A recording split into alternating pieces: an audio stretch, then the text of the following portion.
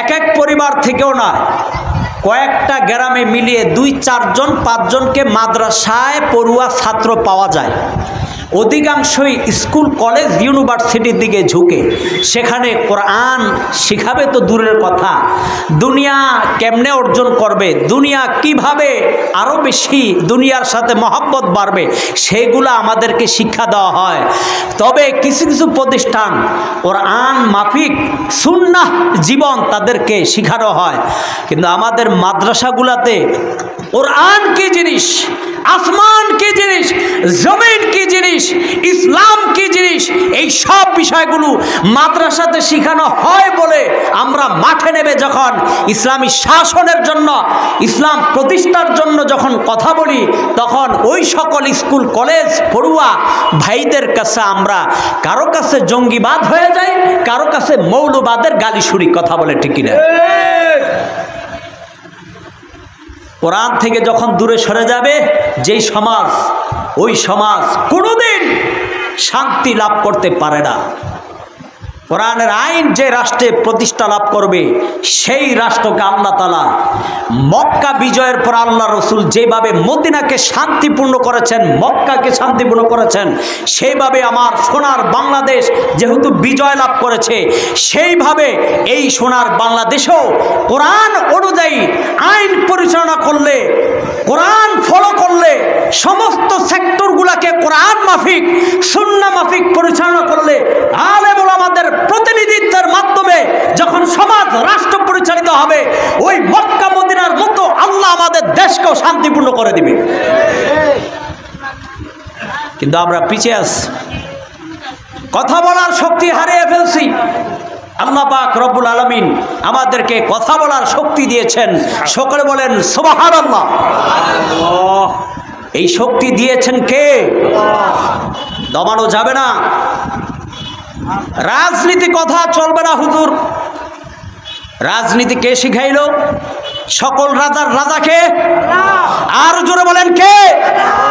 সেই রাজার আইন বাংলার জমিনে নয়, সারা বিশ্বের মধ্যে পরিচালিত হবে। কথা বলেন ঠিক কিনা? কোন তন্ত্র মন্ত্র দিয়ে এই দেশ পরিচালিত হলে শান্তি হবে না, বরং অশান্তি দিয়ে দেশ ভরে যাবে।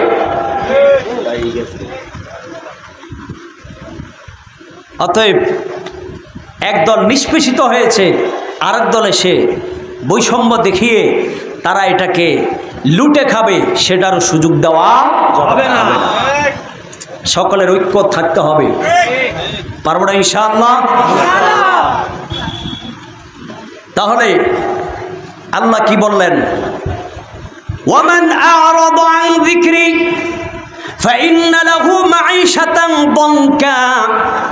যে বান্দা আমি আল্লাহর স্মরণ থেকে বিমুখ হবে, কোরআন থেকে বিমুখ হবে, আমার রসুলের তরিকা থেকে, রসুলের জীবন যাপনের পদ্ধতি থেকে যারা বিমুখ হবে, আল্লাহ বলেন ফাইন্না লাহু মাঈশাতান দানকা, তাদের জীবনকে আমি সংকীর্ণ করে দিব। মুফাসসিরিন কোরআন বলেন জীবন সংকীর্ণ কিভাবে হবে? এক বর্ণনা মতে তাদের জীবনের রিজিক আল্লাহ সংকীর্ণ করে দেয়, হায়াতকে কমিয়ে দেয়। 2 নম্বর মতামত, আল্লাহ পাক রব্বুল আলামিন তাদের হৃদয় থেকে কেনাআত, অল্প তুষ্টি তাদের হৃদয় থেকে উঠে আনে। এখন বান্দা দুনিয়া পরিমাণ যদি সম্পদ লাভ করে, তাতেও তার মন ভরে না। আছে না নাই? আমার আপনার সম্পদ 39,000 কোটি ঋণ নিয়ে বাংলাদেশের ব্যাংকগুলো দৌলিয়া বানায় ফেলছে। আমার আপনার পণ্যের দাম বাড়ায়া, আলু কিনতে হয় এত টাকা দিয়ে, মরিচ কিনতে হয় এত দিয়ে, এরপরে পেঁয়াজ কিনতে হয় এত দিয়ে, আদা কিনতে হয় এত দিয়ে, কয়দিন পর পরেই এত মূল্য চড়া হয়। এই সব টাকা যায় কো? সব টাকা দেখি দাড়ি চাচাইনার কাছে সব টাকা হাজির। দাড়ি চাচাইনার কাছে আল্লাহ ছাড় দেয় ছেড়ে, আর যারা বলেন আল্লাহ ছাড় দেয় ছেড়ে, আল্লাহ তাআলা দোষ 3 দিন পর্যন্ত লঞ্চে ঘুরছে। 3 দিন মাঝি কয় আমি কি বিপদে পড়ুমনি? দেশের এত মানুষ শহীদ হইল, তোদের স্বৈরাচারের বিরুদ্ধে, আর আজকে তোদের 25 লাখ টাকার অফার আমারে দিছিস, এখন যদি চেক নিয়ে আমি ব্যাংকে যাই সবার আগে ধরবো কারে? মাঝিরে। কিরে তলে তলে কি করছস? কই নিয়ে ফার করে দিয়েছস, বার কর, ফাঁসি তোর আগে হবে। জেলের আল্লাহ তাআলা হিতাই বুদ্ধি দিস, ধরায়া দিস। 3 দিন ঘুরা হের পরে সতর্কঘাটে কয় এটাই আমরা জন্য ইন্ডিয়া। 3 দিন পর সতর্কঘাটে ধরায়া দিয়ে কি কয় এটাই আপনার ইন্ডিয়া, সেফ মুক্ত জায়গা এটা। আল্লাহ তাআলা ধরায়। জিল্লতি যখন আল্লাহ দেয়, কাদেরকে জিল্লতি দেয় জানেন?